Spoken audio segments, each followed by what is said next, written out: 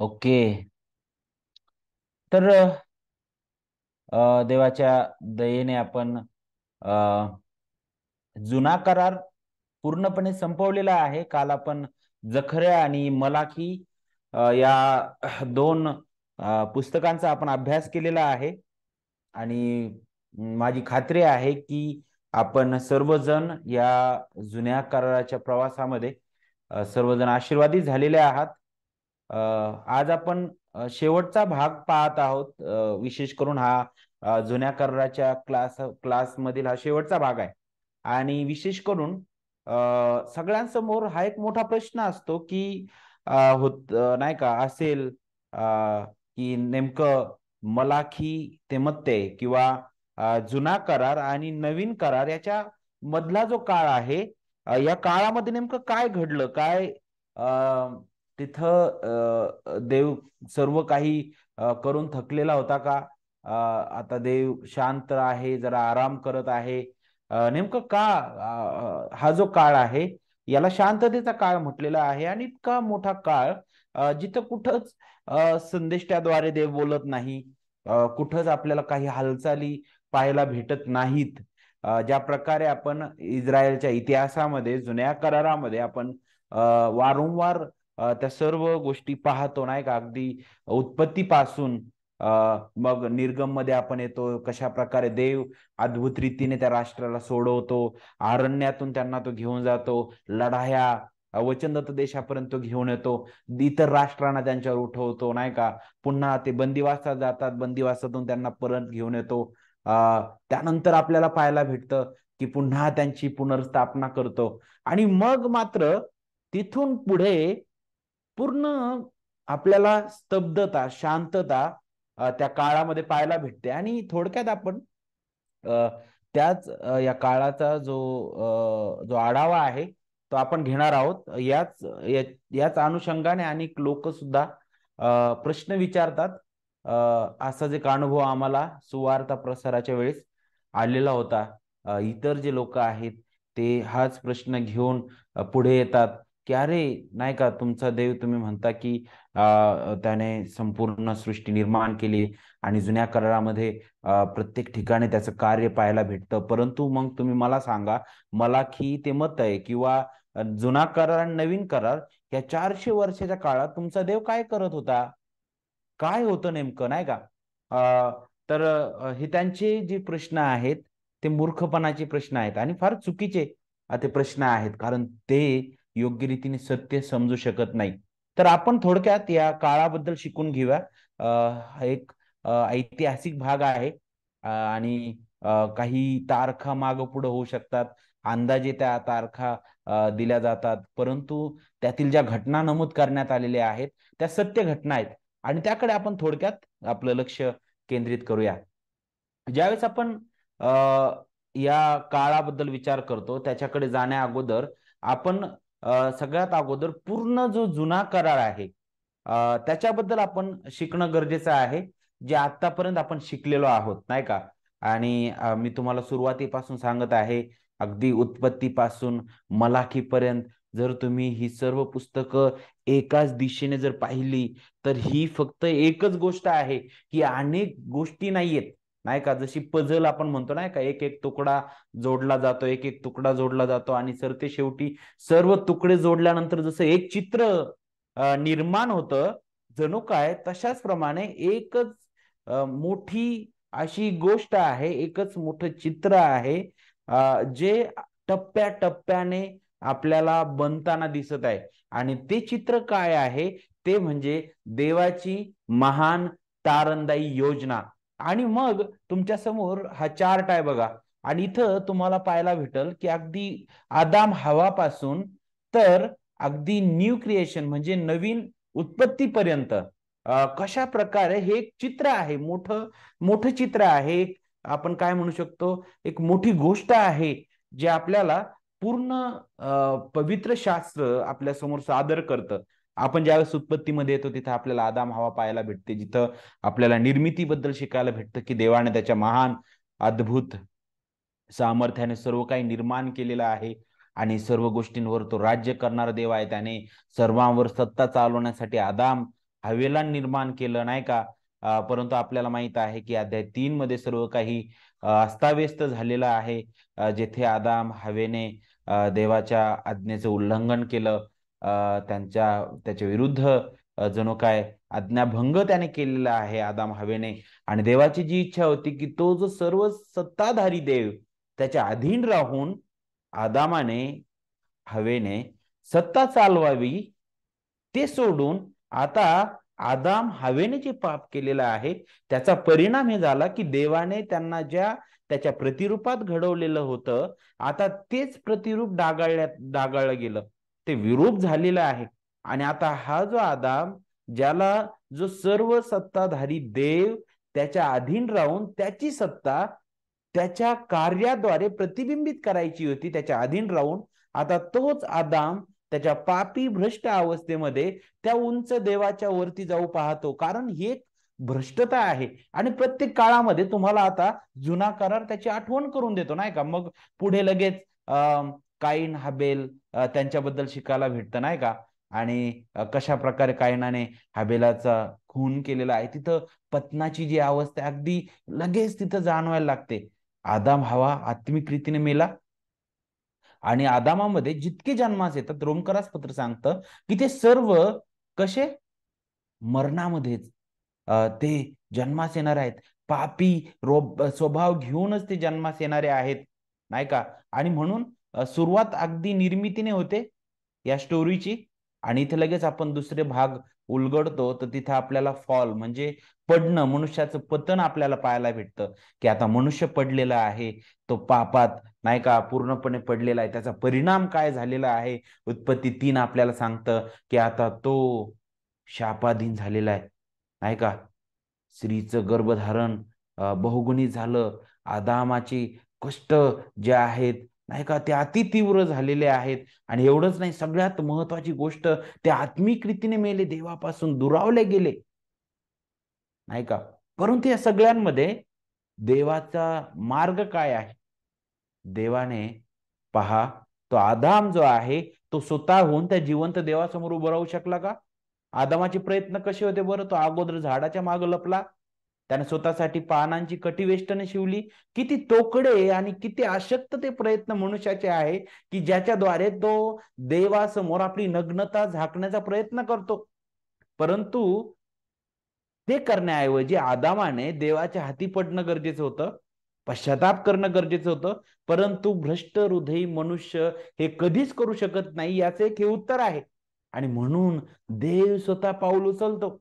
त्याने तिथं पहिलं कोकरू कापलेलं आहे, तिथं त्याने त्यांना चर्मवस्त्र दिली, नाही का, आपल्याला पाहायला भेटतं. आणि तिथं त्याने अभिवचन दिलं की स्त्रीची संतती तुझं डोकं ठेचेल म्हणे. आणि त्या एका अभिवचनावर पूर्ण स्टोरी फिरत आहे, पूर्ण गोष्ट जुन्या करारात फिरत आहे. पुढे आपण येतो आणि मग देवा पहा, ह्या भ्रष्ट मानव जातीला भयंकर अशा जलप्रलयाने शासन करतो. तरी त्याही स्थितीमधून आता ते जे दिलेलं अभिवचन आहे संतानाबद्दल, स्त्रीची संतती त्याचं डोकं ठेचणार आहे, ती संतती राखण्यासाठी देवाने नोहा त्याच्या परिवाराला वाचवलं, बरोबर. आणि मग तिथून पुन्हा नवी उत्पत्ती झालेली आहे. आणि मग पुढे जाऊन देवाने अब्राहमाला बोलावलं, पाचारलं, त्याला त्याने अभिवचन दिलं. आणि त्याला ज्यावेळेस त्याच्याशी त्याने करार केला, त्यावेळेस त्याने काय म्हटलं माहितीये, तुझ्या संतानाद्वारे पृथ्वीवरील मी सर्व कुळे आशीर्वादित करील. ह्या एका अभिवचनावर हे पूर्णपणे आधारलेलं होतं. संतान, संतान, संतान आणि संतान. स्त्रीचं बीज अब्राहम, त्याच्याद्वारे आलेलं ते बीज. पुढे आपल्याला पाहायला भेटतं की अब्राहमाला इसाक झाला, इसाकाला याकोब झाला, याकोबाला योसेफ, आहे का. आणि मग आपण आणखी पुढे येत असताना अशा प्रकारे एक मोठं राष्ट्र देवाने निर्माण केलं. ते राष्ट्र मिसर देशामध्ये अद्भुत रीतीने देवबाप घेऊन गेला. तिथं दास्यत्वामध्ये ते होतं 430 वर्ष. त्यानंतर देवाने मोशेला उभं केलं आणि तिथं 10 पिढा आणल्या मिस्रामध्ये, नाही का. आणि अद्भुत रीतीने देवाने तिथं त्याचं महानपण प्रगट केलं. आणि तिथून देवाने त्या राष्ट्राला बाहेर काढलं. 70 लोक जे मिसर देशात गेले होते, 25 लाखापेक्षा जास्त लोक मिसर देशातून बाहेर पडलेले आहेत. आणि अगदी मग तिथे आपल्याला माहित आहे तांबडा समुद्र दुभागणं, सिनाय पर्वतापर्यंत त्यांचं येणं, अरण्यातील त्यांचं भरकटणं आणि यहोशुआच्या अधिपत्याखाली वचनदत्त देशापर्यंत तो त्यांना घेऊन आला. आणि मग शास्त्यांचा पिरियड येतो, आपल्याला माहित आहे नाही का, शास्त्यांच्या पुस्तकामध्ये. मग आता इथं स्थिर झालेले लोक, या इस्रायल लोक जे वचनदत्त देशामध्ये आलेले आहेत, ते कशा प्रकारे देवाच्या विरुद्ध वागायला लागले. पूर्णपणे कनान्यांचा त्यांनी नाश केला नाही. आणि मग त्याचा परिणाम काय झालं, ते कनानी लोक जे आजूबाजूचे राष्ट्र त्यांच्यासाठी पास झाले, जे अगोदरच अनुवादाच्या पुस्तकात देवाने सांगून ठेवलं होतं नाही का, की त्यांचा तुम्हाला समूळ नाश करायचा आहे. परंतु तसं झालं नाही आणि तेच त्यांच्यासाठी पाय झाले. त्याचा परिणाम काय झालं, ते मूर्तीपूजा करू लागले, त्या लोकांप्रमाणे ते वागू लागले. आणि आपल्याला पाहायला भेटतं जिवंत देवाला सोडून ते अन्य दैवतांच्या मागे लागले. मग देवाने काय केलं, आपल्याला माहित आहे की देवाने त्यांचा न्याय केलेला आहे. परंतु त्याही पलीकडे आपण पाहतो की शास्त्रींचा जो काळ आहे, त्या काळामध्ये मग जेव्हा ते देवाच्या विरुद्ध वागायचे, त्यावेळेस देव त्यांच्यावर दुसऱ्या राष्ट्रांना उभं करायचा आणि ते काही काळ दास्यत्वामध्ये जायचे. आणि ते दास्यत्वामध्ये गेल्यानंतर ते ज्यावेळेस लोक देवाकडे पुन्हा आक्रोश करायचे, देव त्याच्या त्या अभिवचनाची आठवण करून द्यायचा, अब्राहमाला केलेलं आणि त्या एदेन बागेत दिलेलं अभिवचन, स्त्रीचं संतान, यस नाही का, आणि अब्राहमाबद्दल सुद्धा बोललेला आहे. त्याचा करार तो वारंवार तो आठवायचा आणि मग तो शास्त्यांना उभं करायचा. आणि जोपर्यंत शास्ते होते तोपर्यंत शांतता असायची. शास्ते मेल्यानंतर पुन्हा तेच व्हायचं, हे आपल्याला शास्त्रीचं पुस्तक सांगतं नाही का. मग आपण पुढे येतो, तिथं देवबाप राजांना उभं करतो. आणि आपल्याला माहित आहे मग कोणकोणते राजे उभे राहिले बरं. त्याच्या अगोदर आपल्याला माहित आहे संदेष्टा शमूएलाला त्याने उभं केलं सगळ्यात अगोदर, त्यांचा शास्ता म्हणून शेवटी. आणि त्याच्यानंतर पहिला राजा शाऊल, त्याला उभं केलं, जो खरं तर म्हटलं तर देवाच्या मनाजोगा नव्हता, तो मनुष्याच्या त्या माणसांच्या विचाराजोगा होता तो नाही का. देवाने त्याला नाकारलं, त्याच्या जागेवर देवाने दाविदाला उभं केलं. आणि पुन्हा आता ज्या संतानाबद्दल एदेन बागेत सांगितलेलं होतं, ज्या संतानाबद्दल अब्रामाला सांगितलेलं होतं, तेच संतान राजा होईल. आणि ते संतान दाविदा तुझ्या कुळातून येणार आहे. पुन्हा दाविदाला त्याची आठवण करून दिली. आणि मग आपल्याला माहित आहे दाविदानंतर त्याचा पुत्र शलोमोन राजा झाला. त्याचं राज्य फार वैभवी होतं, भरभराटीचं होतं. परंतु त्याने केलेल्या पापाचा परिणाम काय झाला, देवाने सांगितलं की तुझं राष्ट्र, हे जे एक राष्ट्र आहे ते काय होईल म्हणे, दुभागलं जाणार आहे. एक तुझा मुलगा एकावर तर दुसऱ्यावर तुझा जो सेवक आहे तो राज्य करेल. मग आपल्याला माहित आहे येराबाम आणि रहोबाम नाही का, ह्या दोघांबद्दल. मग शल्मोनाच्या मृत्यूनंतर ते एक जे राष्ट्र होतं ते दुभागलं गेलं. आणि उत्तरेकडचा जो भाग होता, त्या उत्तरेकडच्या भागावर शल्मोनाचा जो सेवक होता त्याने राज्य केलं. आणि त्या उत्तरेकडच्या भागावर जवळजवळ 10 वंश त्या भागात होते. आणि तिथं आपल्याला पाहायला भेटतं की अनेक राज्य उदयास आले. त्याच वेळी दक्षिणेकडचा भाग होता, ज्याला यहूदा म्हणण्यात येत होतं, यहूदा म्हटलं जात होतं, त्या ठिकाणी सुद्धा अनेक राजे उदयास आले. उत्तरेकडचा जो भाग होता त्या ठिकाणी अनेक दुष्ट राजे उदयास आले. आणि इकडं यहूदा जो भाग आहे दक्षिणेकडचा, तिथं सुद्धा अनेक दुष्ट राजे उदयास आले. परंतु काही त्यामध्ये चांगले पण राजे होते. आपल्याला माहित आहे योशिया, हिजकिया किंवा अनेक असे राजे आपण त्यामध्ये पाहू शकतो. आणि मग हे जे राष्ट्र आहे, आता दुभागलेलं राष्ट्र आहे, ते एकमेकांच्या विरुद्ध उठताना आपल्याला दिसतं. यशिया जर आपण 7वा अध्याय वाचला तर हे इस्रायल राष्ट्र इतर त्या आरामी राष्ट्रासोबत घेऊन यहूदाच्या विरुद्ध उठताना दिसत. त्यांच्यामधील संघर्ष वारंवार आपण पाहतो. इकडं उत्तरेकडच्या भागामध्ये आपल्याला पाहायला भेटतं की अति दुष्टता सुरू झाली. आणि म्हणून देवाने तिथं त्यांचा न्याय करण्यासाठी अश्शूर या राष्ट्राला उभं केलं. आणि 722 मध्ये आपल्याला पाहायला भेटतं की अश्शूर या राष्ट्राने काय केलं बरं, ते जे उत्तरेकडचं राष्ट्र होतं इस्रायल, त्यांच्यावर आक्रमण केलं, त्यांना बंदिवान करून नेलं. आणि मग हे सर्व गोष्टी यहूदासाठी एक उदाहरण दाखल होत्या, आणि इकडं त्या काळामध्ये दोन्ही साईडला देवाने संदेष्टांना उभं केलं, आणि इकडे वारंवार संदेष्टे हेच ओरड करून सांगत होते की आता तरी सुधरा, देवाकडे वळा, पश्चाताप करा, नाही का. यहूदाला वारंवार ते सांगण्यात येत होतं, परंतु यहूदाने सुद्धा ते ऐकलं नाही. देवाने यहूदावर सुद्धा यहूदाचा न्याय करण्यासाठी आपल्याला पाहायला भेटतं की बाबेलचं जे राष्ट्र आहे, बाबेल राष्ट्र उभं केलं. अति दुष्ट राष्ट्रांना देवाने त्याच्या लोकांना अनुशासन लावण्यासाठी उपयोग केलेला आहे, हे आपल्याला समजून घेणं गरजेचं आहे. आणि मग आपल्याला माहित आहे की 605 मध्ये, ख्रिस्तपूर्व 605, 597 आणि मला असं वाटतं 586, अशा 3 टप्प्यामध्ये बाबेलने यहूदावर आक्रमण केलं आणि त्यांना बंदिवान करून नेलं. 605 मध्ये पहिल्या तुकडीमध्ये दानियल, शद्रक, मेशक सारखे लोक गेले. दुसऱ्या तुकडीमध्ये आपल्याला मग यहेजकेला सारखे लोक आपल्याला पाहायला भेटतील, आणि इतरही लोक आपण पाहू शकतो. आणि तिसऱ्या तुकडीमध्ये मात्र यरूशलेमेचा नाश, मंदिराचा विध्वंस, सर्व गोष्टी आपण पाहतो. आणि मग अशा प्रकारे इथं 70 वर्षाचा जो काय म्हणतात त्याला बंदिवास जो आहे तो सुरू झालेला आहे. आणि मग 70 वर्षानंतर देवाने अद्भुत रीतीने बाबेल वर आणखी एक राष्ट्राला उभं केलं, मेदी पर्शिया, जे संयुक्त राष्ट्र होतं. आणि त्यांनी बाबेलवर विजय मिळवला, आणि देवाने मेदी पर्शियाचा जो राजा होता कोरेश, त्याच्या मनात कार्य केलं, आणि त्याच्याद्वारे एक फरमान काढलं, नाही का, यहूद्यांना नाही का सोडण्याबद्दल, मंदिर बांधण्याबद्दल.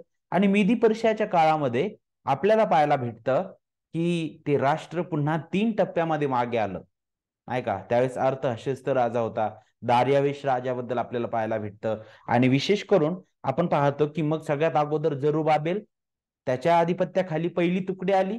जरुबाबेल आणि त्या पहिल्या तुकडीचं लक्ष काय होतं बरं? मंदिर बांधणं, बरोबर. त्याच्यानंतर काही वर्षानंतर एजरा जो आहे शास्त्री, त्याच्या आधिपत्याखाली, त्याच्या नेतृत्वाखाली दुसरी पिढी आली. त्याचं काय लक्ष होतं बरं?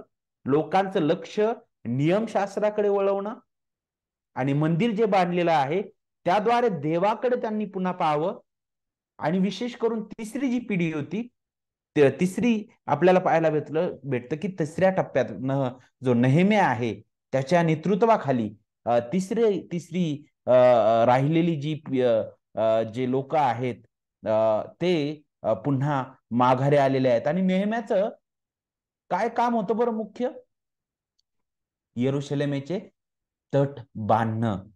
आणि इथंच खर तर नेहेम्याच्याच काळामध्ये ते तट बांधून पूर्ण होतात, आणि तिथंच जुना करार संपतो. कारण इथपर्यंत सर्व संदेष्टे, राजे, त्यांचा इतिहास आपल्याला खरं तर पाहायला भेटतं. आणि मग तिथून आपण पाहतो नेहम्याचं तट बांधणं, तिथपासून तर बाप्तिस्मा करणारा योहान, त्याचं येणं, त्याचं प्रगट होणं, जे मलाखीने अगोदर सांगितलेलं होतं की जो प्रभूचा मार्ग तयार करणारा येणार आहे, तिथपर्यंतचा जो काळ आहे, 400 वर्षांचा काळ, नाही का, त्यामध्ये काय घडलेलं आहे ते आपण पुढे पाहणारच आहोत, नाही का. मग पुढे ख्रिस्त येतो, त्याने ते कार्य पूर्ण केलं. तो त्याचा जन्म, त्याचा मृत्यू, त्याचं पुनरुत्थान आपल्याला पाहायला भेटतं. तो आला, तो जगला 40 वर्ष, तो पुन्हा 40 दिवस तो होता. त्याच्यानंतर आपल्याला पाहायला भेटतं की तो स्वर्गात गेला.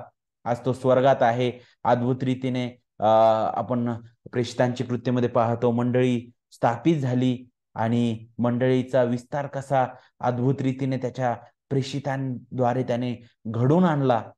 आणि अगदी मग सार्वकालिकतेमध्ये आपण पाहतो अशी एकच गोष्ट आपल्या समोर आहे, नाही का, जे आपल्याला त्याची आठवण करून देते. आज आपण हा जो काळ आहे बघा, नेहम्याचं तट बांधणं, जिथं आपण मलाखी, आपल्या बायबलमध्ये मलाखीच्या पुस्तकाद्वारे जुना करार संपतो, परंतु खरं तर पाहिलं तर नेहम्याचं जे पुस्तक आहे ते जुन्या करारातील शेवटचं पुस्तक आहे. आणि इथं तिथपासून ते ख्रिस्ताच्या आगमनापर्यंत, म्हणजेच बाप्तिस्मा करणारा योहान, जो शेवटचा संदेश त्याच्या आगमनापर्यंत आपण पाहू शकतो की जी 400 वर्षांचा काळ आहे त्यामध्ये काय घडलेलं आहे. तर सगळ्यात अगोदर आपल्याला माहित आहे आपल्या बायबलमध्ये जो जो क्रम लावलेला आहे पुस्तकांचा, जर तो क्रम आपण पाहिला तर जखर्या हे पुस्तक शेवटून 2 नंबरला आपल्याला पाहायला भेटेल, बरोबर. परंतु जर तुम्ही जर त्यांचा खरंच कालानुक्रमाने किंवा त्यांच्या काळानुसार तारखेनुसार जर तुम्ही क्रम लावला तर तो क्रम अशा प्रकारचा आहे. तसं जर म्हटलं तर जखर्या जो आहे तो अगदी एजरा नेहम्या त्यांच्या काळात त्याच्या अगोदर आपल्याला पाहायला भेटतो, नाही का. त्याच्यानंतर एजरा तिथं आपण पाहतो, एस्तेर आपल्याला पाहायला भेटतं, पहिले दुसरी इतिहासातील घटना आपल्याला पाहायला भेटतात 450 ते 430 मध्ये. मग मलाखी 433 ते 424 ख्रिस्तपूर्व मध्ये.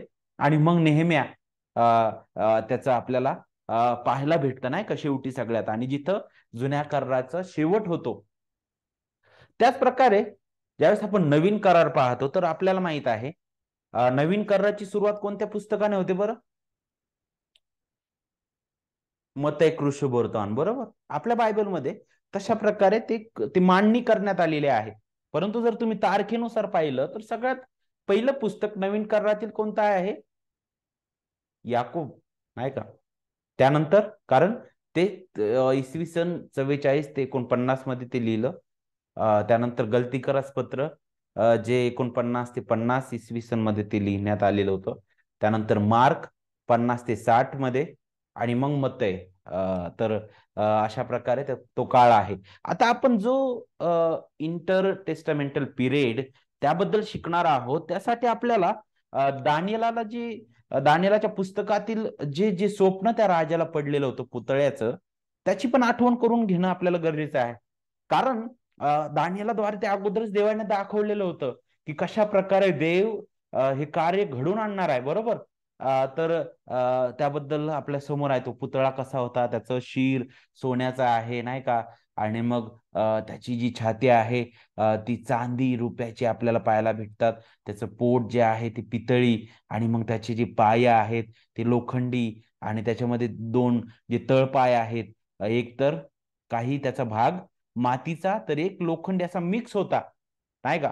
आणि मग हे जे 4 कप्पे त्या शरीराचे दाखवलेले आहेत, हे 4 कप्पे दानियेलाने स्पष्ट केले की 4 राज्य आहेत. आणि त्यातील सगळ्यात मोठं राज्य, सगळ्यात ते मस्तक कोण आहे म्हणे, तर तू आहेस म्हणे. नबुकदनेस्सराला तो म्हणतो, नाही का. तर पहिलं जे राज्य होतं ते म्हणजे काय? बाबेल. जे 626 ते 539 इथपर्यंत त्यांनी राज्य केलं. मग बाबेलवर मेदी पर्शिया यांनी काय केला? विजय मिळवला. आणि त्यांनी जवळजवळ 539 ते 330 पर्यंत राज्य केलेलं आहे. आणि यांच्या काळात यहुद्यांना भरपूर मोकळीकता मिळालेली आहे. आणि मग त्यांच्या नंतर ग्रीस हे राज्य उदयास आलं, ज्याचा ज्याचा main Samrat Alexander the great हा होता. त्याच्याबद्दल आपण पुढे शिकणार आहोत. जे 330 ते 167 ख्रिस्तपूर्व इथपर्यंत त्याचं राज्य टिकलं. आणि मग शेवटी रोमन साम्राज्य किंवा रोमी साम्राज्य उदयास आलं, ज्याची सुरुवात अगदी 63 पासून, ख्रिस्तपूर्व 63 पासून तर अगदी ख्रिस्तानंतरही ते कितीतरी वर्ष असं ते राज्य होतं, नाही का. अगदी पुष्कळ काळ असं ते राज्य होतं. आणि ह्याच राज्यामध्ये ख्रिस्त आलेला आहे, जो धोंडा हात न लागता त्या पर्वतातून सुटून आला आणि त्याने ह्या सगळ्यांचा चुराडा केला. हे जे दाखवलेलं आहे ते ख्रिस्ताचं येणं, त्याचं परिपूर्ण कार्य आणि त्याचं राज्य प्रस्थापित करणं त्याच्या मंडळीद्वारे, त्याची आठवण करून देतं. तो आज स्वर्गात आहे, तो त्याच्या मंडळीद्वारे राज्य करत आहे. पुन्हा तो येणार आहे भौतिक रीतीने राज्य करण्यासाठी. ओके. आता काही तारखा आपल्या लक्षात असणं गरजेचं आहे.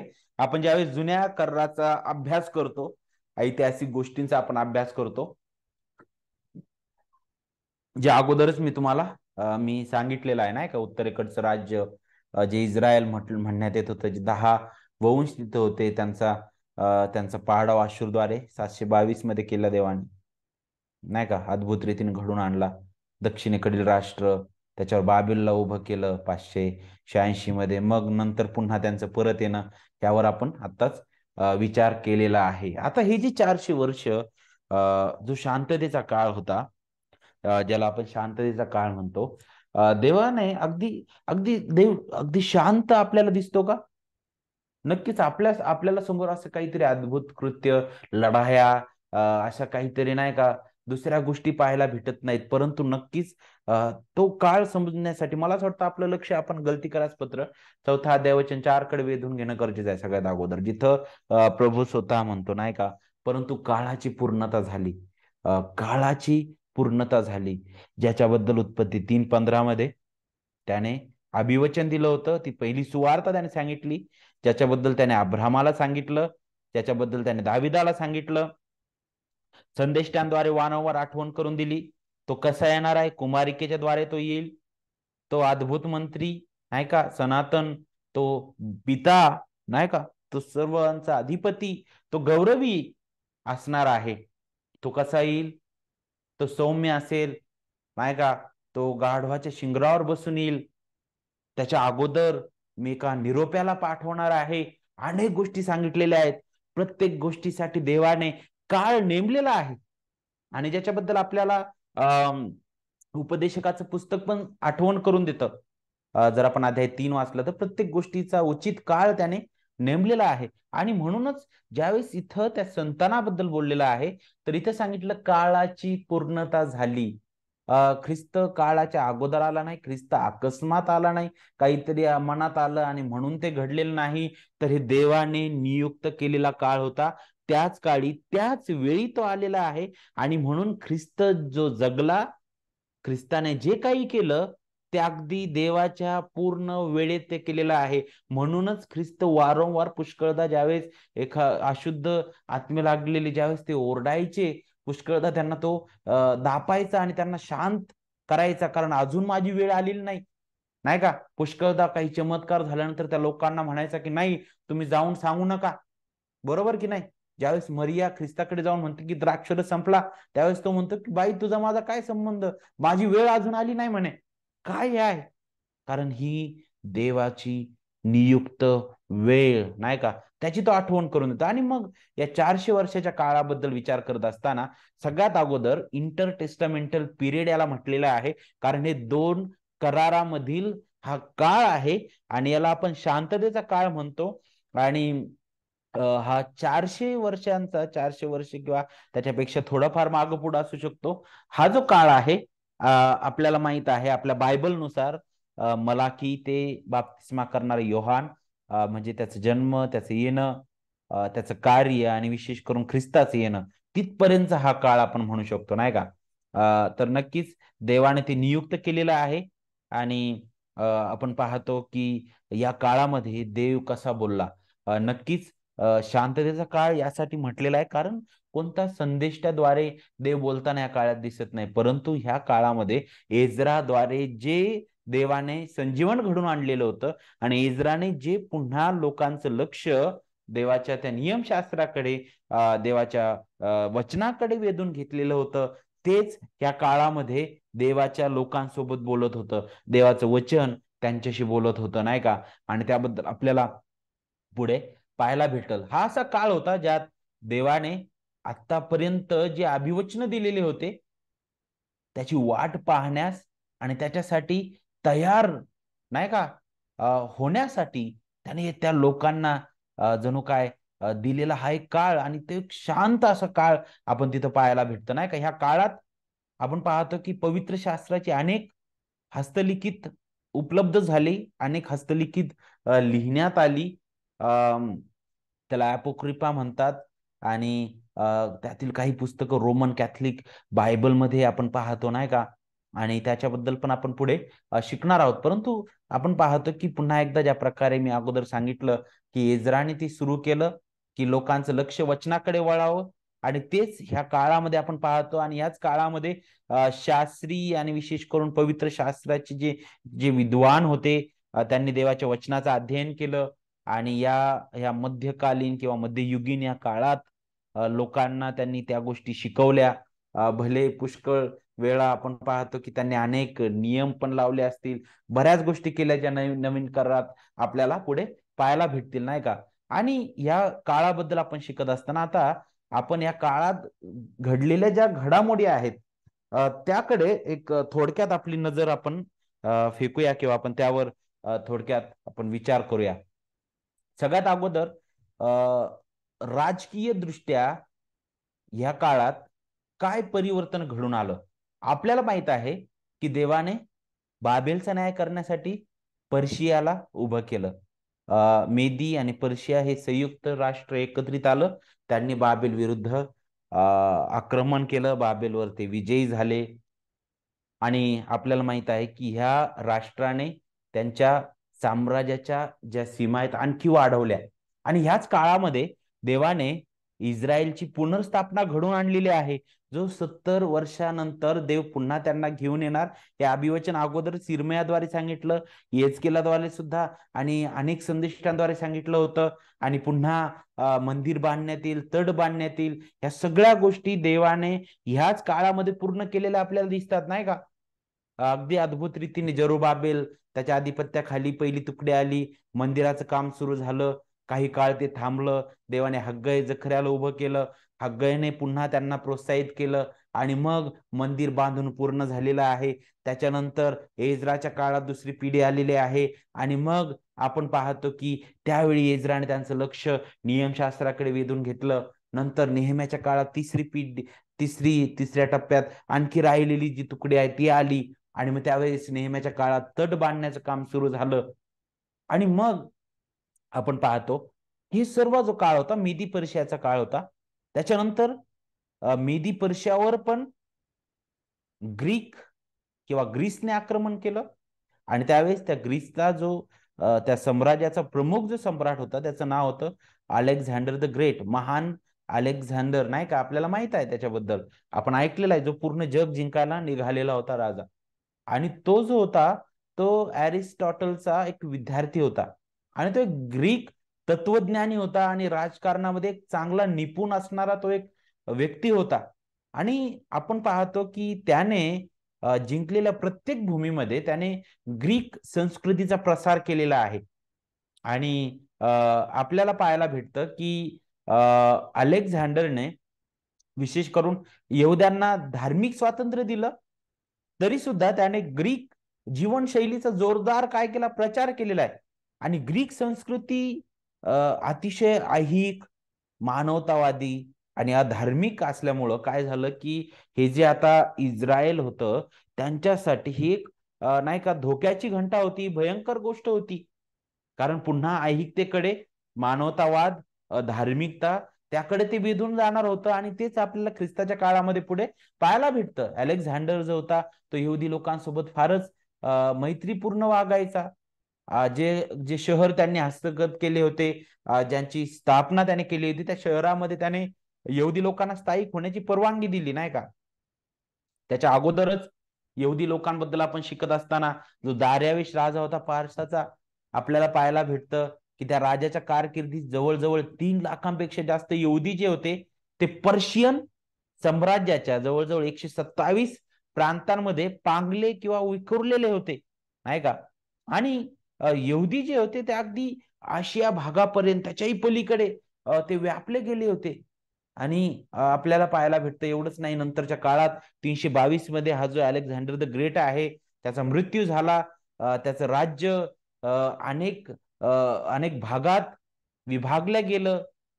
जे त्याच्या सेनापतींनी, नाही का, त्याच्यानंतर राज्य केलेलं आहे, विभागून ते घेतलेलं आहे. आणि त्यापैकी टोलेमी असं म्हटलेलं आहे, त्यापैकी हे 7 टोलेमी जे होते त्यांनी राज्य केलं. ज्यांनी पॅलेस्टाईन आणि इजिप्त या भागांवर त्यांनी राज्य केलं.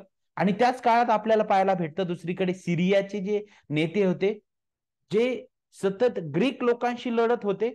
त्याच काळात सिरिया आणि इजिप्तमध्ये अनेक लढाया सुद्धा झालेल्या आहेत. हे सुद्धा आपल्याला पाहायला भेटतं. आणि कसं पाहायला भेटतं बरं आपल्याला आपल्याला कुठून भेटतं?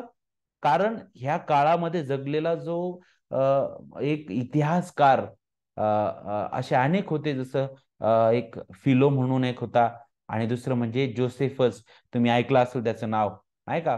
तो एक एक आपण पाहू शकतो की त्या काळातील एक चांगला इतिहासकार होता, यहुदी तो होता. आणि तो ह्या सगळ्या गोष्टी पाहिलेल्या आहेत त्याने आणि त्या सर्व गोष्टी त्याने लिहून काढलेल्या आहेत.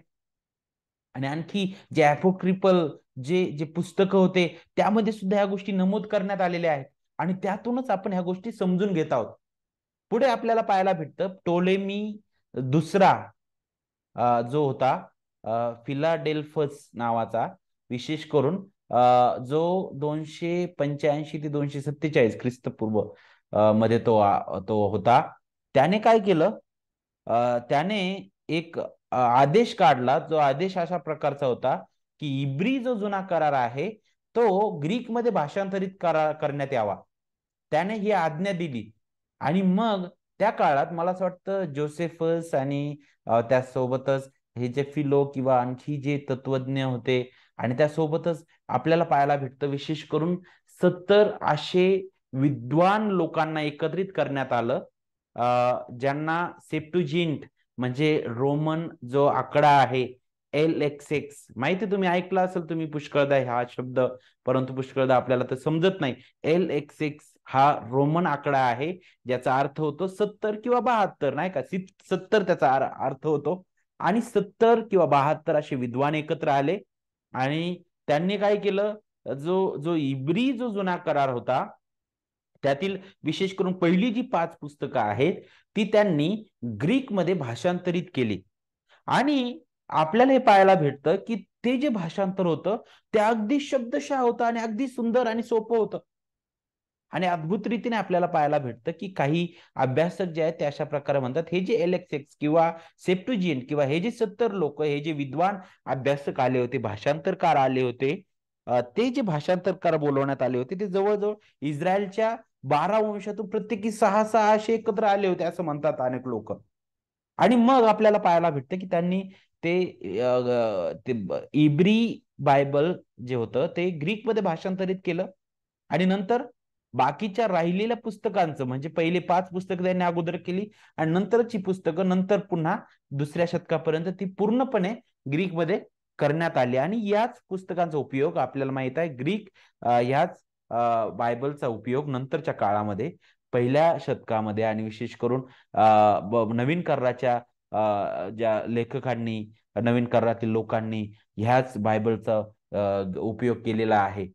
विशेष करून दुसऱ्या मंदिराच्या काळात, हे दुसऱ्यांदा जे मंदिर बांधण्यात आलं होतं जरुबाबेलच्या काळामध्ये, नाही का, त्यावेळेस विशेष करून जे ग्रीसचं साम्राज्य आलं, आणि ते आपण पाहिलेलं आहे की अलेक्झांडर द ग्रेटने इतका प्रसार त्याच्या ग्रीक भाषेच्या संस्कृतीचा, नाही का, आणि त्याच्या चालीरीतीचा केला होता की लोक त्याच्याशिवाय जगू शकत नाही. आणि जणू काही ग्रीक ही त्यांच्यासाठी बोली भाषा झाली होती.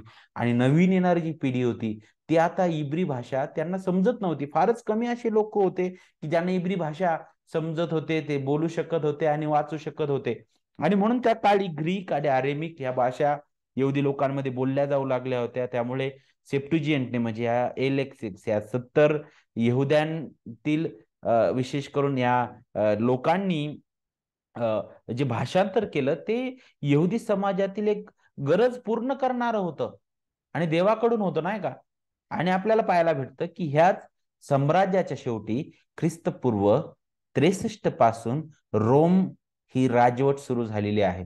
आणि हे एक बलाढ्य साम्राज्य म्हणून हळूहळू हळूहळू एक भाग असं करून ते पुढे यायला लागलं. आणि मग आपल्याला पाहायला भेटतं की ज्यावेळेस आपण या साम्राज्याबद्दल शिकतो, तर विशेष करून त्या काळामध्ये आर्थिक रीतीने कसा बदल घडून आला. रोम जे होतं, जे आता ग्रीस नंतर उदयास आलेलं आहे, ग्रीस नंतर अनेक काळानंतर ते उदयास आलं आपल्याला पाहायला भेटतं, ते फारच दक्षतेने राज्य करणार हे राज्य होतं. त्यांच्याकडे त्यांनी पुष्कळ लष्करी शहरं स्थापिली होती. जर आपण पौलाची मिशनरी जर्नी जर पाहिली आपण, तर तिथं आपल्याला पाहायला भेटतं की पौल ज्यावेळेस दुसऱ्यांदा मासिदोनिया भागामध्ये गेला, त्या ठिकाणी पुष्कळ अशी तुम्हाला लष्करी वसाहती पाहायला भेटतील रोमच्या, जसं फिलिपे, थेसलोनिका, आणि अशा अनेक, मला असं वाटतं करिंथ पण. तर असे वेगवेगळ्या वसाहती, सॉरी थेसलोनिका पण, आणि पुढे तो करिंथला जातो, अनेक गोष्टी आपल्याला पाहायला भेटतील, नाही का. त्याने त्याच्या विशेष करून अधीन, ते इतकं हुशार होतं रोम साम्राज्य की त्याच्या अधीन असणारे जे प्रदेश होते त्यांच्याकडून त्यांनी मोठ्या प्रमाणात कर गोळा केला. आणि त्याचा उपयोग त्यांनी काय केला, चांगले रस्ते त्यांनी बनवले आणि जिथं पाणी नाही तिथं पाण्याची सोय त्यांनी केली. आणि याच्यामुळे काय झालं, दळणवळणाचं कार्य अधिक वाढलं. आणि आणि एवढंच नाही तर त्यांनी काय केलं, त्यांची ही एक पद्धत होती की ते रोमी वसाहती उभे करायचे प्रत्येक ठिकाणी. आणि असा एखादा भाग जिथं अशांतता नेहमी असते, त्या ठिकाणी ते एका राजाप्रमाणेच अधिकार असणाऱ्या एका व्यक्तीला ते उभं करायचे. आणि तशाच प्रकारे यहूदी भागामध्ये नेहमी संघर्ष असायचा. आणि म्हणून यहूदी भागामध्ये त्याने आपल्याला माहित आहे की पिलातासारख्या व्यक्तीला त्याने अधिकारी म्हणून नेमलं, जे आपण ख्रिस्ताच्या काळामध्ये आपण पाहतो नाही का. तर ही एक त्यांची प्रथा होती, एक पपेट किंग आपण म्हणतो, त्यांच्या बोटांवर नाचणारा राजा, त्यांच्या त्यांच्या इशाऱ्यावर चालणारा अधिकारी किंवा राजा, असे ते नेमायचे नाही का. आणि ते आपल्याला जुन्या करारामध्ये अगदी पुढे पाहायला भेटतं नाही का. अशा सर्व कार्याद्वारे मोकळीकता आणि स्थिरतेला काय झाला, बढावा मिळालेला आहे. आणि ज्याला पेक्स रोमना किंवा रोमन शांती असं सुद्धा म्हटलं जायचं, ते जे ही पद्धत होती ज्याद्वारे तिथं शांतता राखली जायची. आणि जणू काय त्याला पेक्स रोमना म्हणतात किंवा रोमन शांती असं सुद्धा म्हटलं जातं. आणि मग सर्व गोष्टी आपल्याला माहित आहे अंतिमता देवाच्या नियंत्रणात होत्याच. आणि ह्या सर्व गोष्टी खरं तर ख्रिस्ती विश्वासाला पसरवण्यासाठी सहाय्यक ठरलेल्या आहेत. आणि मग नक्कीच आर्थिक दृष्टीने अशा प्रकारे हे राज्य कार्य करत होतं. भाषेच्या दृष्टीने भाषेच्या बाबतीत काय प्रगती झाली मी अगोदर सांगितलं. एक तर आता ग्रीक ही भाषा बोली भाषा झाली होती, सर्वसाधारण भाषा झाली होती, ज्यामुळे दळणवळण, शिक्षण आणि अंतिमता ख्रिस्ती प्रसार जो आहे तो अगदी अगदी सोपा झालेला आहे. कारण जुना करार अगोदरच ग्रीकमध्ये भाषांतरित झालेला होता, बरोबर. आणि ज्यामुळं देवाचं वचन पुष्कळ देशात सहजपणे पोहोचलं गेलं. ज्यांना इब्री भाषा पण समजत नव्हती, आता त्यांना देवाचं वचन समजायला लागलं होतं. आणि हे अद्भुत रीतीने देवाने घडवून आणलं नाही का. त्यानंतर धार्मिक दृष्टीने त्या काळात काय परिवर्तन घडून आलं, विशेष करून रोमच्या राज्यात आपल्याला माहित आहे की ते राज्य असं होतं जे जे जे मूर्तीपूजक होतं. आणि त्या काळात मूर्तीपूजा सर्वत्र व्यापली. त्या काळात जादूटोणा, भविष्य पाहणं, ज्योतिषविद्या हे हे लोकप्रिय गोष्टी होत्या. रहस्यमय पंथ, संप्रदाय, ह्या गोष्टी लोकांना आकर्षित करणाऱ्या होत्या त्या काळामध्ये. आणि आपल्याला पाहायला भेटतं हे, आता हे जे आहे हे अगदी त्या रोम या राज्याबद्दल आणि त्या त्या त्या साम्राज्याबद्दल आपण पाहतो. परंतु त्याच काळामध्ये देवाचे राज्य आहे, देवाचं निवडेल राष्ट्र, त्याच्याबद्दल आपल्याला शिकणं गरजेचं आहे. त्याच काळामध्ये यहुदी लोक काय करत होते, त्यांच्यामध्ये नेमकं काय परिवर्तन घडून आलं, त्यांच्यामध्ये काय घडलेलं आहे, आता त्याकडे आपण लक्ष देऊया. त्यांची राजकीय दृष्टीने आपण त्यांच्यामध्ये घडलेल्या गोष्टी आपण पाहू. सगळ्यात अगोदर रोमचं यहुदी लोकांवर विशेष करून ज्यावेळी शासन होतं, त्या काळात पुष्कळ विशेष करून राजकीय विशेष करून जे गट आहेत ते रोमी साम्राज्याला मिळालेले होते. आणि काही क्षेत्रांपर्यंत त्यांचं देखील नियंत्रण होतं. आणि विशेष करून धार्मिक क्षेत्रामध्ये सुद्धा त्यांचं नियंत्रण होतं. आणि हे समजण्यासाठी का बरं इतर गट सुद्धा रोमी साम्राज्याला जाऊन मिळाले आणि हे गट कोणते होते, आणि हे गट धार्मिक क्षेत्राशी निगडित होते, तर हे समजण्यासाठी आपल्याला त्या काळात घडलेली जी घटना आहे त्याकडे आपलं लक्ष केंद्रित करणं गरजेचं आहे.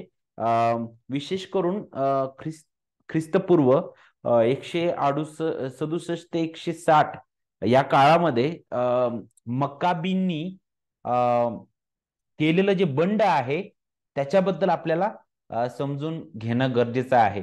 आता हे मक्काबी कोण होते ते आपण पुढे शिकणारच आहोत.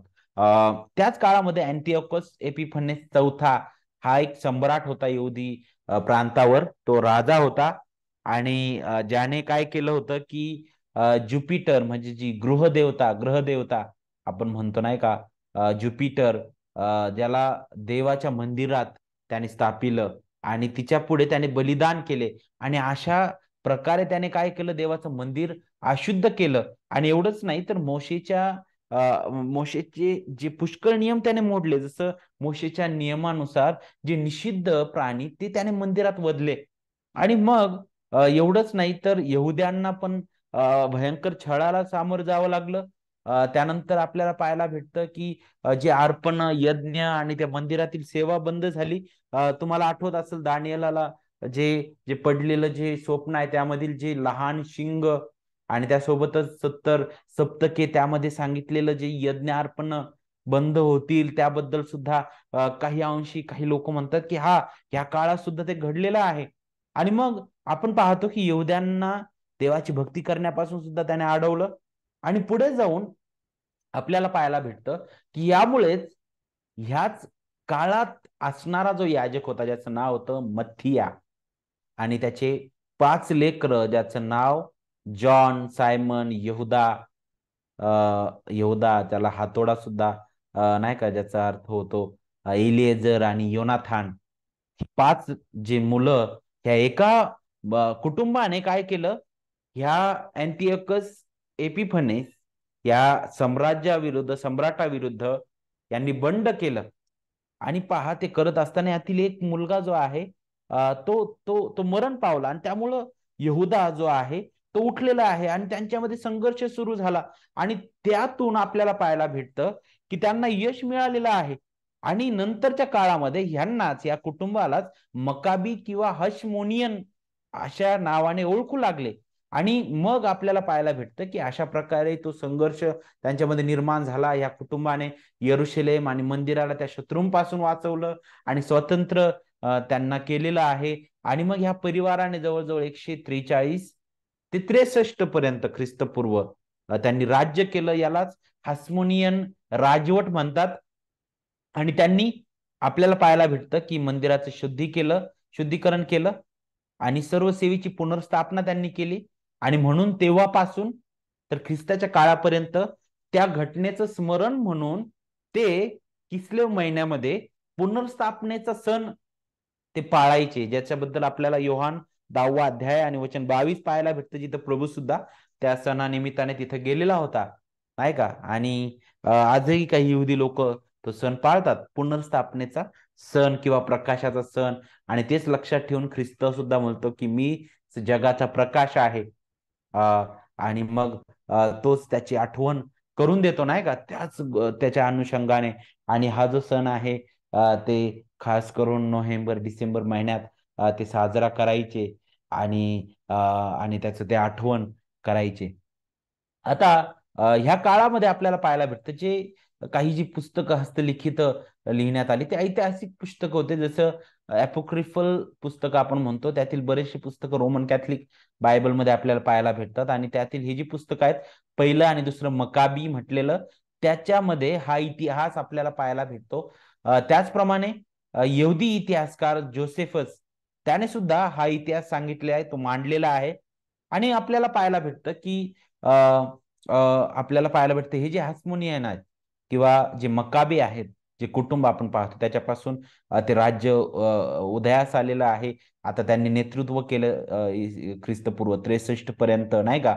आता नंतरच्या काळामध्ये त्यांनी काय केलं, ते सुद्धा असे विधी त्यांनी अवलंबले जे अशास्त्रीय आहेत. आणि ते ते त्यांच्यासोबत संलग्न झाले त्या लोकांसोबत. आणि नंतरच्या काळात जेव्हा देशाचं शासन एक आदोमी राजा, ख्रिस्ताच्या काळात आपल्याला माहित आहे तो आदोमी राजा कोण बरं, हेरोद. का बरं हेरोद ख्रिस्ताच्या जीवावर उठलेला होता ते समजायचं ना आपल्याला, तर याकोब आणि एसावाकडे जावं लागलं आपल्याला नाही का. आणि अगदी सुरुवातीपासूनच होता त्यांच्यामधील वैमनस्य नाही का. आणि तेच आपल्याला इथं पाहायला भेटतं, हेरोद हा आदोमी राजा होता, येसावाच्या वंशातून तो होता. आणि एवढंच नाही तर आपल्याला पाहायला भेटतं की तो जो राजा होता ख्रिस्तपूर्व 37 मध्ये रोमी साम्राज्याने त्याला उभं केलं होतं. तो एक कठपुतलीप्रमाणे होता, रोमी साम्राज्याच्या इशाऱ्यावर नाचणारा. आणि आपल्याला पाहायला भेटतं की त्याने एक हस्मोनियन स्त्री जी होती जिचं नाव मेरियम एक हिच्याशी त्याने विवाह केला. आणि मग हस्मोनियन विचारांना त्याने मान्यता दिली. आणि त्यांच्याच वंशातून नंतर अग्रिपा नावाचा जो सम्राट आपल्याला पाहायला भेटतो, जो प्रेषितांची कृत्य 12व्या अध्यायात, अग्रिप्पा 1 आणि अग्रिप्पा 2, प्रेषितांची कृत्य 26व्या अध्यायामध्ये आपल्याला पाहायला भेटतं, जे हास्मोनियनच होते नाही का. आणि मग आता मंदिराच्या बाबतीत आपल्याला पाहायला भेटतं की काय घडामोडी घडल्या. आता हे राजकीय बाबतीत आपण पाहिलेलं आहे. मंदिराच्या बाबतीत आपल्याला पाहायला भेटतं की पवित्र देशात, विशेष करून त्या देशात फारच कमी लोक मंदिराच्या बांधकामामध्ये रुची घेत होते नाही का. आणि त्यातील एक म्हणजे हेरोद. त्याने मोठमोठे किल्ले बनवले, ज्यात मसादा, हेरोदियम आणि अलेक्झांड्रियम नावाचे असे काही गड होते, असे काही जागा होत्या जिथं ते वसाहत करून होते आणि फार उच्च उच्च त्या ठिकाणं ते होते. आणि हेरोदाने आपल्याला पाहायला भेटतं मंदिराचं कार्य हाती घेतलं आणि ते कार्य अगदी ख्रिस्ताच्या काळामध्ये सुद्धा चालू होतं. वर्षानुवर्ष ते कार्य चालू होतं. त्याचा विस्तार त्याने केलेला आहे, यहुदी लोकांचं समर्थन मिळावं म्हणून. शलमोनाच्या काळात आणि जरुबाबेलाच्या काळात मंदिर जितकं उंच होतं त्याच्या दुपटीने ते उंच झालं, जितकं ते लांब रुंद त्याच्याही दुपटीने त्याने लांब रुंद ते केलेलं आहे. मंदिराच्या भागात त्याने वेगवेगळ्या प्रकारचे अंगण केली होती आणि विशेष करून ते अंगण पूर्णपणे वाढवण्यात आलेलं होतं आणि संगमरवरी दगडांचा त्याने उपयोग केला. आणि एवढंच नाही तर त्या अंगणांचे वेगवेगळे जे भाग आहेत, त्या अंगणांचे जे जे अंगण होतं ते वेगवेगळ्या भागात त्याने विभागलेलं होतं. तो पहिला भाग परराष्ट्रीयांसाठी, त्यानंतर स्त्रियांसाठी असणारा दुसरा भाग, त्यानंतर पुरुषांसाठी असणारा दुसरा भाग आणि मग याजकांसाठी असणारा भाग. अशा प्रकारे त्या मंदिरात त्याने असे अंगण, त्या अंगणामध्ये असे कप्पे त्याने केलेले होते. आणि मग आपल्याला माहित आहे की अवाढव्य भिंतीने त्याने ते सर्व भाग व्यापून टाकला. आणि एवढंच नाही तर त्याने ह्या अशा प्रकारची जी अंगण आहेत त्यालाच आपण काय म्हणू शकतो, देवडी नाही का. आणि त्यातील एक भाग शलमोनाची देवडी तुम्ही ऐकला असेल, प्रेषितांची कृत्यमध्ये, योहान शुभवर्तमानामध्ये सुद्धा, बरोबर, जिथं प्रभू शलमोनाची देवडीत म्हणे तो फिरत होता, त्याच्याबद्दल तिथं सांगितलेलं आहे. पुढे आपल्याला पाहायला भेटतं की मंदिरासोबत यहुदी आराधनालय सुद्धा एक महत्वाचं स्थान झालं होतं त्या काळामध्ये, ज्याला आपण सभास्थान म्हणतो नाही का. आणि नियमशास्त्राच्या शिक्षणासाठी एक समर्पित जागा म्हणून त्याकडे पाहिलं जायचं. आणि अशी सभास्थान समस्त देशभर पसरलेले होते. जसं नासरेतामध्ये सुद्धा होता, ख्रिस्त तिथे जातो. कफरनहूम तिथं होतं ते. येरुशलेम मध्ये मंदिर असून सुद्धा अधिक सभास्थान होते. आणि डायसपोरा म्हणून एक असं सभास्थान होतं जे दास्यत्वातून स्वतंत्र झालेले आहेत अशा लोकांसाठी ते होतं. त्यानंतर आपल्याला पाहायला भेटतं की सर्व आराधनालय त्यांचं एक प्रतिनिधित्व करणारं एक मोठं, एक महान आराधनालय सुद्धा होतं, ज्याच्याबद्दल आपल्याला प्रेषितांची कृत्य 6 अध्याय वचन 9 मध्ये आपण पाहतो. आणि एवढंच नाही तर इतर देशांतील मोठ्या शहरात सुद्धा यहुदी लोकांचे स्वतःचे सभास्थान होते, जसं दिमिश्क, सलामीस, अंतुखिया नाही का. आणि मग एवढंच नाही तर आपल्याला पाहायला भेटतं की येरुशलेमेपासून अगदी अगदी ते दूर असायचं आणि पुष्कळदा जे एक मोठं आणि प्रमुख अशा प्रकारचं एक आपल्याला पाहायला भेटतं की शहर बनलेलं आहे. पुढे आपण पाहतो येरुशलेम जे आहे ते अगदी मोठं शहर बनलं अशा प्रकारे. आणि मग नंतर इसवी सन 70 पर्यंत त्याची व्याप्ती वाढलेली आहे. मग 70 मध्ये आपल्याला माहित आहे की रोमी सैन्याने त्याला नष्ट केलं नाही का. ते अगदी पुढं ख्रिस्ताने केलेली भविष्यवाणी त्यानुसार ते घडलेलं आहे. ते कसं घडलं बरं. मग त्यावेळी वेस्पासियन हा सम्राट झाला. त्याच्या काळात सैन्य फार सामर्थ्याने आलं आणि त्यांनी गालिल ताब्यात घेतलं. इसवी सन 67 मध्ये ख्रिस्ताच्या स्वर्गरोहणानंतरची गोष्ट आहे. त्यानंतर आपल्याला पाहायला भेटतं की त्याचा पुत्र टायटस तो प्रमुख सेनापती बनला. त्याच्या नेतृत्वात आपल्याला पाहायला भेटतं येरुशलेम रोमच्या अधीन झालं. आणि मग इसवी सन 70 मध्ये त्याने पुन्हा आपल्याला पाहायला भेटतं येरुशलेमेचा मंदिराचा नाश केलेला आहे. येरुशलेमेच्या पाडावानंतर काही स्थान वाचले होते, जसं जिलोट लोकांचा गड, मसादा जे अगोदरच बांधलेलं होतं, ह्या गोष्टी वाचल्या. परंतु ह्या बाकीच्या ज्या गोष्टी आहेत, मंदिर, येरुशलेमेतील ज्या महत्वाचे धार्मिक भाग, ते पूर्ण नष्ट झाले. कारण प्रभूने अगोदर सांगितलं होतं, लोक 19 41 पासून पुढं नाही का, तिथं सांगितलं की जर तू निदान आज शांतीच्या गोष्टी जाणून घेतल्या असत्या तर किती बरे झाले असते, परंतु आता त्या तुझ्या दृष्टीपासून गुप्त ठेवण्यात आल्या आहेत, कारण पुढे तुला असे दिवस येणार आहे की त्यात तुझे शत्रू तुझ्या भोवती मेढेकोट उभारतील आणि तुला वेढतील, तुझा चहूकडून कोंडमारा करतील, तुला व तुझ्या मुलाबाळांना धुळीस मिळवतील आणि तुझ्या मध्ये चिऱ्यावर चिरा राहू देणार नाहीत, कारण तुझ्यावर कृपादृष्टी केल्याचा समय तू ओळखला नाहीस. आणि हे इसवी सन 70 मध्ये घडलेला आहे, नाही का. आणि आपण पाहतो की हा जो विशेष करून हा इतिहास झाला, नाही का.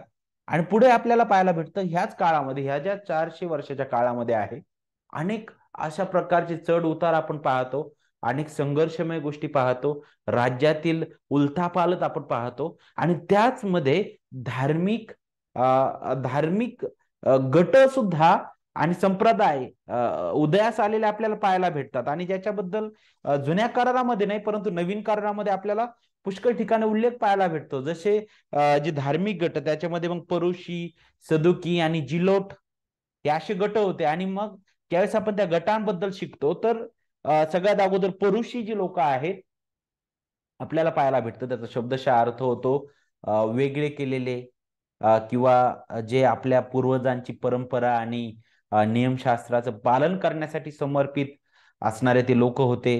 आणि सभास्थानासंबंधी गोष्टींवर त्यांचं नियंत्रण होतं. नंतर त्यांना सन्यद्रीन जे होतं महासभास्थान, तिथं सुद्धा त्यांना स्थान मिळालेलं आहे, प्रेषितांची कृत्य आपल्याला सांगतं. आणि हे असे लोक होते ज्यांनी मोशेच्या नियमशास्त्रासोबत आणखी अतिरिक्त नियम जोडले होते, नाही का. जसं शब्दात दिवशी इतकेच पावलं चाला, जसं त्यांच्या दृष्टीने काम करणं म्हणजे काय होतं. जसं आपल्याला एक उदाहरण पाहायला भेटतं की प्रभू आणि त्याचे शिष्य एका शेतातून चालले आणि तिथं त्यांना भूक लागली म्हणून त्याच्या शिष्यांनी काय केलं, एका मळ्यात ते जे कणस होते ते घेतले आणि मोडले आणि खाल्ले. ते कणस मोडणं आणि खाणं हे सुद्धा कामाच्या बरोबर त्यांनी नेमलेलं होतं. अशा प्रकारे अतितटीचे नियम, कसे तरी नियम त्यांनी लावलेले होते. आणि त्यांची शिकवण होती की सर्व यहूद्यांनी ते 600 पेक्षा जास्त असणारे जे नियम आहेत ते तोरामध्ये आहेत म्हणे. आणि हे सर्व नियम, आणि एवढंच नाही तर शुद्धीकरणासाठी वेगवेगळ्या प्रकारच्या प्रथा त्यांनी सुरू केल्या होत्या. शब्दात जर पालन करायचं आहे तर तुम्ही काहीच घरात नाही का जेवणही करायचं नाही, तुम्ही इतकेच पाऊल चालायचे, इतकेच घास खायचे, ह्याच गोष्टी करायच्या, इतकंच बोलायचं, आणि सगळ्या गोष्टी त्यांनी केलेल्या होत्या. आणि आपल्याला पाहायला भेटतं त्यांच्या काळामध्ये त्यांनी 2 शाळा होत्या, एक शमाई आणि दुसरं हिलेल नावाची. आणि ही जी 2 शाळा ज्या होत्या परुशी गटांनी सुरू केलेल्या, ह्या दोन्ही शाळा ह्या 2 वेगवेगळ्या प्रकारच्या विचारसरणी असणाऱ्या शाळा होत्या त्या.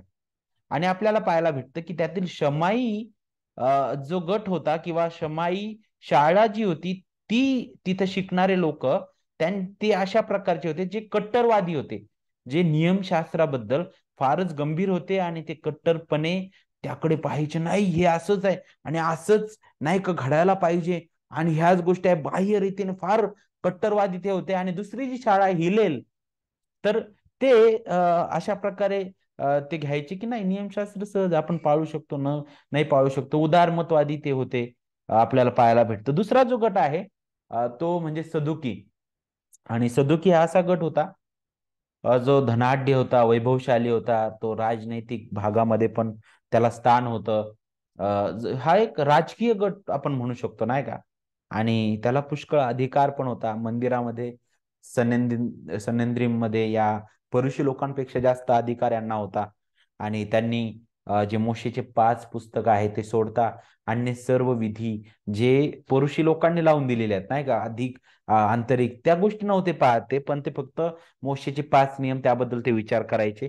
आणि एवढंच नाही तर ते रोमी साम्राज्यासोबत संयुक्त झाले होते, त्यांच्या पण चालीरीती ते त्याप्रमाणे ते चालायचे. त्यांचा विश्वास काय होता बरं सदुक्यांचा, आपल्याला प्रेषितांची कृत्यमध्ये पाऊल त्याची आठवण करून देतो. त्यांचा विश्वास काय होता, ते पुनरुत्थानावर विश्वास ठेवत नव्हते, ते देवदूत आणि आत्माही ते मानत नव्हते की मनुष्याला आत्मा आहे, आणि देवदूत त्याबद्दल ते विश्वास ठेवत नव्हते. तिसरा जो गट आहे त्याला जिलोट म्हटलेला आहे.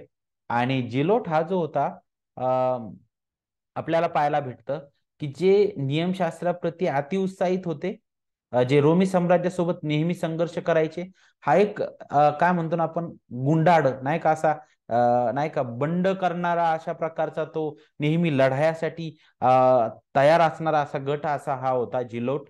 आणि आपल्याला माहित आहे, मला असं वाटतं योधा इस्करियोत सुद्धा याच गटातून होता, मला असं वाटतं, जर मी चुकीचा नसेल तर. आणि आपल्याला पाहायला भेटतं की त्यांच्याकडे सैन्य होते वेगवेगळ्या रीतीने, रोमी साम्राज्याला ते आव्हान करायचे. आणि आपल्याला पाहायला भेटतं की वारंवार त्यांच्यामध्ये गोंधळ त्यामुळे असायचा. त्यानंतर पुढे आपल्याला पाहायला भेटतं की आणखी एक गट आपल्याला नवीन करारामध्ये पाहायला भेटतो, आणि तो म्हणजे काय, शमरोनी नाही का. अ, अ, तो जो गट आहे, आपल्याला माहित आहे की मिश्र समुदायातून, म्हणजे यहुदी आणि यहुदी इतर यांच्यातील झालेल्या विवाह संबंधातून उत्पन्न झालेले जे लोक होते, नवीन जमाव होता, त्यातून निर्माण झालेला हा एक गट होता, याला शमरोनी म्हणायचे. आणि मग आपल्याला माहित आहे, योहान चौथ्या अध्यायाचा आपण अभ्यास करत असताना आपल्याला शिकायला भेटतं की यहुदी आणि शमरुनीमध्ये नेहमी नाही का तणाव होता. ते यहुदी लोक त्यांना अशुद्ध मानायचे. यहुदी लोक त्यांची सावडी सुद्धा पडू देत नसायचे. परंतु ख्रिस्त तिथे गेला, बरोबर की नाही. आणि आपल्याला पाहायला भेटतं की एवढंच नाही तर ही शंभरुनी लोक सुद्धा यहुदी लोकांना तुच्छ मानायचे. शंभरुनी लोकांचं आणि यहुदी लोकांचं आराधना स्थान वेगळं होतं, त्यांच्यावरून पण त्यांचे मतभेद होते. शंभरुनी म्हणायचे की नाही, आम्ही ह्या गरिजिम डोंगरावर प्रार्थना करतो, आमचंच हे खरं स्थान आहे. तर यहुदी म्हणायचे की नाही, आम्ही येरुशलेमेमध्ये आम्ही प्रार्थना करतो, स्थान करतो, आमचं हे सियोन पर्वत आमचा हा भाग आहे आणि हेच आमचं खरं स्थान आहे. अशा प्रकारे ते वादविवाद करायचे. आणि म्हणून ख्रिस्त चौथ्या अध्यायामध्ये म्हणतो की नाही, अशी वेळ आहे, येत आहे म्हणे, की म्हणे त्याचे लोक म्हणे आत्म्याने आणि खरेपणाने त्याची सेवा करतील म्हणे. ती कोणत्या जागेशी नाही का ते बांधलेलं नसल, ते आपल्याला पुढे इथं शिकायला भेटतं. तर थोडक्यात ज्यावेळेस आपण या भागाबद्दल शिकतो नाही का, विशेष करून जो इंटर टेस्टामेंटल पिरियड जो आहे, शांततेचा तो काळ आहे, तर पहा इथं किती भयंकर अशांतता आहे. कशा प्रकारे ह्या घडामोडी घडत आहेत. अगदी पुढे आपल्याला ह्या काळाचा इतिहास पाहत असताना पाहायला भेटतं. परंतु तरी सुद्धा या काळात देवाचं जे कार्य आहे ते थांबलेलं नाही, आहे का. देवाने त्याच्या लोकांना उभं केलं. सुरुवातीच्या काळात तिथं सुद्धा आपल्याला पाहायला भेटतं की तिथं सुद्धा युद्धांवर आक्रमण झालं. अँटिओकस एपिफनेस सारखा सम्राट उभा राहिला, त्याने मंदिर भ्रष्ट केलं. त्यावेळेस देवाने त्या हास्मोनियन कुटुंबाला, त्या मकाबी कुटुंबाला, त्या मथिया त्याच्या कुटुंबाला त्याने उभं केलं होतं, आहे का. आणि मग नंतर कशा प्रकारे अद्भुत रीतीने त्याने त्याच्या राजासाठी नाही का आपण म्हणतो की मार्ग तयार केलेला आहे. आणि मग अशी एक वेळ येते जिथं मलाखी येऊन थांबतो की नाही, प्रभूचा मार्ग तयार करणारा तो येणार आहे. आणि मग नवीन करार म्हणतो की यस, प्रभूचा मार्ग तयार करणारा आला. आणि आपल्याला पाहायला भेटतं की तो गौरवी प्रभू, काळाची पूर्णता झाली तेव्हा तो आला, तो आपल्यासाठी जगला, आपल्यासाठी त्याने वधस्तंभावर आपला प्राण दिला, तो मृत्यू पावला आणि तिसऱ्या दिवशी पुनरुत्थित झालेला आहे. तो त्याच्या पुनरुत्थानानंतर 40 दिवस या भूतलावर होता आणि त्यानंतर तो स्वर्गात गेला, पित्याच्या उजवीकडे तो बसलेला आहे. त्याच्या मंडळीद्वारे तो राज्य करतोय. तो गौरवी प्रभू पुन्हा महान वैभवाने येणार आहे. तो तारणारा म्हणून नाही येणार. तो कुमारिकेच्या द्वारे पुन्हा जन्म घेण्यास येणार नाही. आता त्याला उतार शाळेची गरज नाही. तो महान वैभवाने, महान पराक्रमाने येणार आहे सर्व जगाचा न्याय करण्यासाठी. आणि पहा, जे त्याचे लेकरं आहे त्याच्यासोबत राज्य करण्यासाठी. म्हणून आपण येणाऱ्या दिवसापासून, येणाऱ्या आठवड्यापासून नवीन कराराची सुरुवात करत असताना हा थोडक्यात काळ जो आहे तो आपण अभ्यासलेला आहे. देवबाप करो आपण सर्वांना हे समजण्यासाठी सहाय्य करो आणि त्याप्रमाणे चालण्यासाठी त्याची कृपा आपल्याला तो पुरवो.